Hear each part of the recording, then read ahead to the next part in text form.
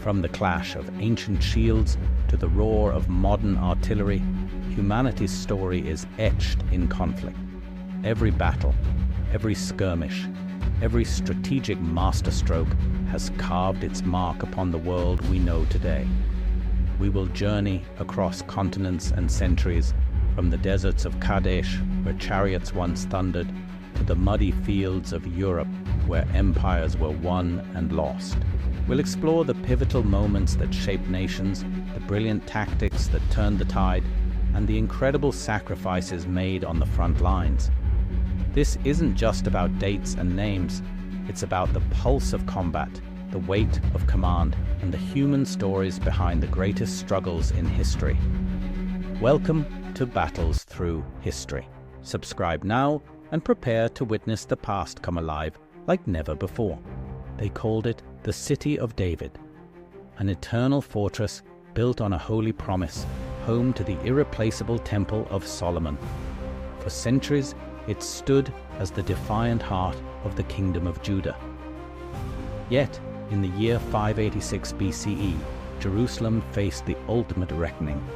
This isn't just a story of a battle, it's the story of a brutal 2.5-year siege, a total annihilation, and the devastating birth of an exile that would change history forever. Picture the scene: a sprawling, intimidating view of the most powerful military machine of its time, the Neo-Babylonian army encamped around the ancient, sun-baked stone walls of Jerusalem. We're talking tens of thousands of soldiers, Babylonians, Chaldeans, and likely contingents from conquered territories like Moab and Ammon.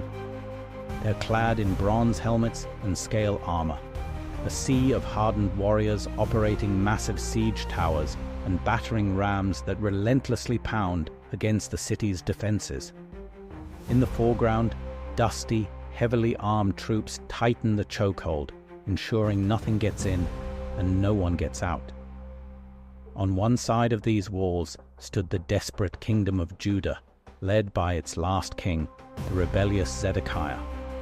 He had broken his oath of loyalty to Babylon, pinning all his hopes on a promise of aid from Egypt, an intervention that would never materialize. On the other side was the unstoppable tide of the Neo-Babylonian Empire, commanded by one of history's most formidable rulers, King Nebuchadnezzar II, as Hittite. For Babylon, the goal was simple: crush this final pocket of resistance on the western frontier and make an example of Jerusalem that would echo through the ages.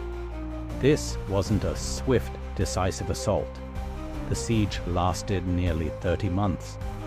Nebuchadnezzar's strategy was methodical and cruel: slow, surgical starvation. His forces encased Jerusalem in an iron ring, cutting off every supply line, every source of food and water. Day by day, week by week, the city withered. Inside the walls, the initial defiance gave way to unimaginable suffering. Hunger became the primary enemy, a silent predator stalking every street and every home. It thinned the ranks of the defenders far more effectively than any sword or spear, sapping all will to fight. Imagine the darkness inside the city. Gaunt, starved Judean civilians huddle in doorways, their faces etched with despair. A once proud defender, now in tattered leather armor, clutches a bronze sword, his eyes hollow with exhaustion and hopelessness. Smoke drifts through a newly breached section of the wall, a grim omen of the inevitable end. The city that was once the jewel of Judah had been reduced to a living tomb, its people forced into abject poverty and despair. Then, in the summer of 586 BCE, after 2.5 years of relentless pressure, the breaking point arrived. The Babylonian engineering, their siegecraft, and their sheer numbers finally overwhelmed the exhausted defenders. The walls were breached. What followed was not a battle, it was an extermination. Nebuchadnezzar's top general, Nebuzaradan, the chief of the executioners, was given a brutal command: annihilate the heart of Judah. Show no mercy. The city was systematically plundered, its homes were set ablaze, and the very foundations of Jerusalem's defenses were leveled to the ground. The sack of the city was total. And at the heart of this inferno was the ultimate prize, the first temple. Built centuries earlier by King Solomon, it was a wonder of the ancient world, a masterpiece of cedar, cypress, and gold, and the sacred center of the Jewish faith. Now it was a raging pyre. Flames licked up the gold-covered walls, consuming centuries of history and faith in a single, violent night. Babylonian soldiers swarmed its holy steps, looting its treasures and carrying away its sacred golden vessels to be displayed as trophies back in Babylon. The destruction of the temple was more than just a military victory for Nebuchadnezzar. For the people of Judah, it was a theological catastrophe, a sign that their world had truly ended. The fate of Judah's leadership was sealed with equal brutality.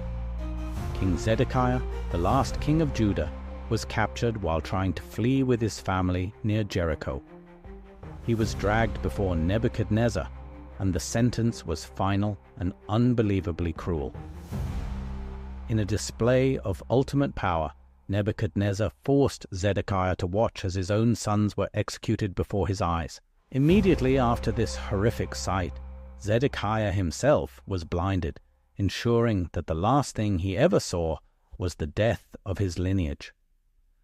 Bound in bronze chains, the sightless king was then dragged off to Babylon to live out the rest of his days as a prisoner.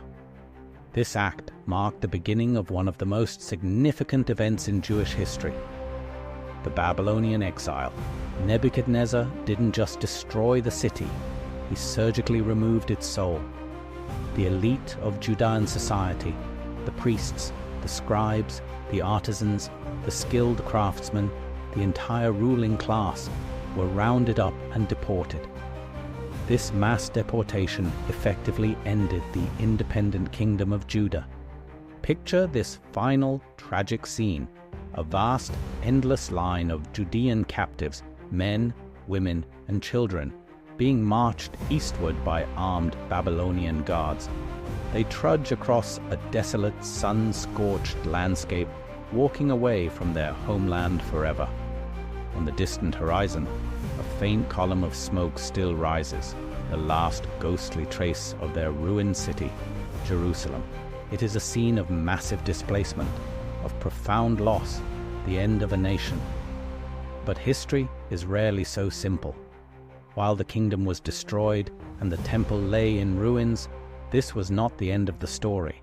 From these very ashes of destruction and the despair of exile, something new and incredibly resilient would begin to rise. Forced to live without a king, a temple, or a homeland, the people of Judah would reinvent their identity. Their faith, once centered on place and ritual, would transform into a faith centered on sacred text, memory, and community. The Babylonian exile, born from the total annihilation of Jerusalem, would paradoxically forge the foundations of modern Judaism. The city fell, but its people and their story would endure. Thank you so much for joining us on this journey back in time. If you found this story as powerful as we did, please hit that like button and consider subscribing for more deep dives into the pivotal moments that shaped our world. We'll see you in the next one. Thank you for journeying with us through the echoes of history's most pivotal battlefields. We hope this exploration into the past has been as insightful for you as it was for us to create. If you enjoyed this deep dive, please show your support by hitting that like button. It truly helps us out. Share this video with any fellow history buffs you know, and if you haven't already, subscribe to our channel, Battles Through History, for more epic tales.